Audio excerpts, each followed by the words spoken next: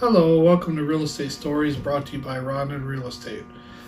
Today's story comes from 2013. Actually, a house that I sold in the Forest Park area, right on 39th Avenue. If you know Forest Park, if you know Kenosha, you kind of know what area I'm talking about. Not far from where Piali's Bakery is. And was working with a really nice older gentleman, and found him the perfect house for him. Really nice brick Cape Cod style home, very well built, really nice architecture, really nice features and character throughout the house.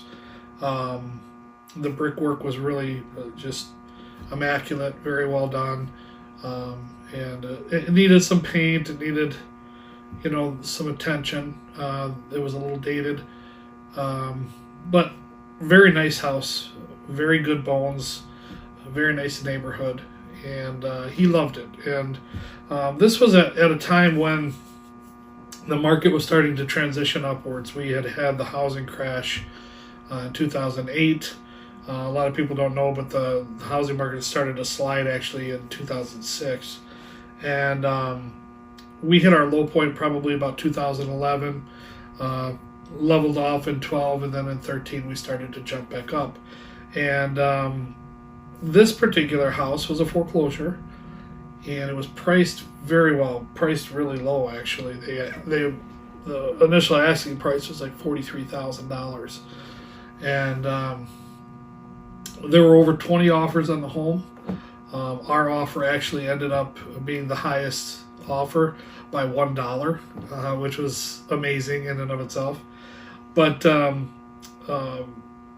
during the process of waiting for the home to close, waiting for the sale to close, I had actually gone over to the house with my wife, and we were in the basement. I believe I was getting water meter readings for the selling agent, just as a favor. I can't remember exactly why we were there that day, but it was something like that. And we were in the basement, and I've been in the basement a few times with the buyer on, his first and second walkthrough, and the basement wasn't a stranger to me. But this time, my wife noticed something that I hadn't noticed before. When you go into the house and you go down the stairs, to the left, you had your mechanicals, you had your water heater and your furnace, and then straight ahead was the basement. On either side, you had an open area basement, and then there was a doorway or entryway leading into another section of the basement that went to the front of the house. Well, when we were walking around down there, my wife had noticed. She said, "What's that? Why did they paint the wall black over there behind the furnace?" And I looked, and we turned the lights on, and I noticed that it wasn't that the wall was painted black, but there was an opening behind the furnace, just a regular sized opening, leading somewhere else in this basement area. So we turned the lights on and turned our phone lights on and everything, and looked, and this opening led to stairs that went straight down. Now remember, we're in a basement, so now we're going into another sub basement or secondary basement of some kind. So we go down this basement like explorers, just kind of excited about what we're gonna find. A little nervous. There's obviously some level of mystery going on here. And we get to the bottom of the stairs, and then there's a door, and it leads to this room that was all made out of cinder block, and it was probably like maybe 10 by 15, pretty large room. Underneath, we figured we had to have been probably underneath the driveway. At least we were in the backyard, but we figured it was probably under the driveway. And it was pretty interesting because it was clearly like a bomb shelter.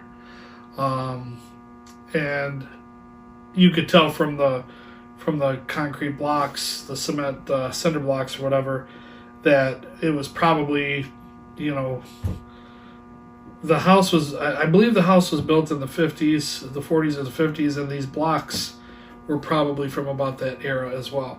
And I had done some research, and I found out that during the 50s and the 60s, during that time, there was a lot of tension with America and with Russia. It led up to that Cuban Missile Crisis with President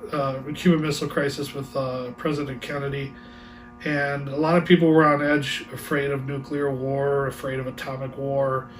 You know, you watch stuff from back in the 60s, there's a lot of talk about that.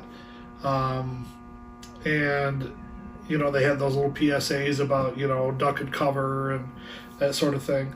But I guess there was somebody going around the area selling bomb shelters. And I guess there were several people, I don't know the number, but there were several people that bought them and had them installed. Kind of an oddity, but, you know, in today's world, it might be a big selling feature, especially for a prepper.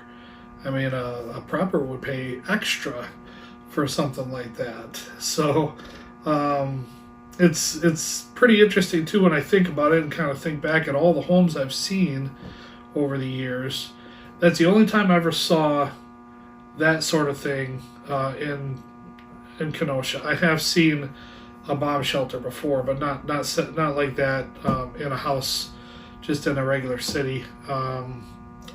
You know, off of the basement. I've never seen that. But I have seen a few houses where, you know, they had probably about the same dimensions of a entryway, but sealed up with concrete block or something else. And, you know, I just maybe dismissed it as somebody had some foundation work done. But I wonder, you know, maybe behind those blocks is another storm shelter or bomb shelter, whatever it might be.